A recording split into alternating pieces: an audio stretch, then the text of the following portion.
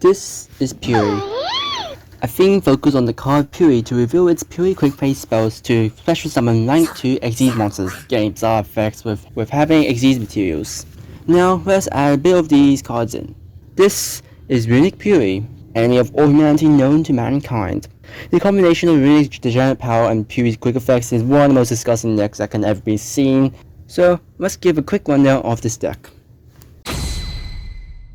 So first off, we have triple Kashta Fenrir, triple copies of Puri. This card will be your card to summon all the time in order to Xyz summon into your Xyz Puri monsters. And this Puri also has pretty good effects to just excavate Puri, the top 3 to search out Puri trap, so that you can Xyz summon it quicker. So yeah, that's basically it for the monsters. So to go to our spell cards, we have one card of Demise, triple Dark Will No More, one Into the Void, triple Puri Delicious Memory, triple Puri Happy Memory, and triple Puri Pretty Memory. So there has to be triple copies of each card because you're going to have to go into Puri My Friend. This is basically the tendency of Monarchs, and if you don't know what tendency of the Monarchs is, it's basically you pay 500 life points, reveal 3 Puri cards from your deck, and they basically choose one random. Except that if you choose triple copies of whatever these are, you are guaranteed to add them to the hand.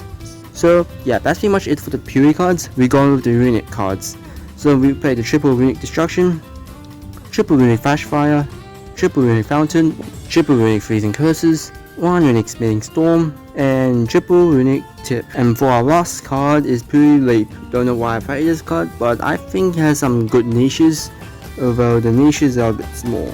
So yeah, let's go on with our extra deck real quick. Double Hugin. The reason why I'm playing 2 rather than 3 is because you don't want to summon this card all the time, you just only want to use it to search the field spell. I played the double Divine Zeus. Cool, good card to use. 1 Down Magician, 2 Espuri Happiness, Plum, and X Puri Happiness, and X Puri Noir. So yeah, that's pretty much it for the action deck. That's pretty much it for this deck. So let me quickly go on with the quick remarks of this deck. So, the positives. For one, this deck can provide a lot of interrupt the combinations of the Brain Dead Runic, as well as the quick play Puri cards. Your opponent's not gonna like you at all, definitely. And it doesn't help that you have multiple starter Pokemon, starter cards that will allow you to help with getting a lot of resources for this deck. So it's also pretty good going first, as well as going second. It doesn't have to rely on a normal summon, so in case you somehow get screwed over really hard, you still have a normal summon to commit to as well. So let's go on with the negatives real quick.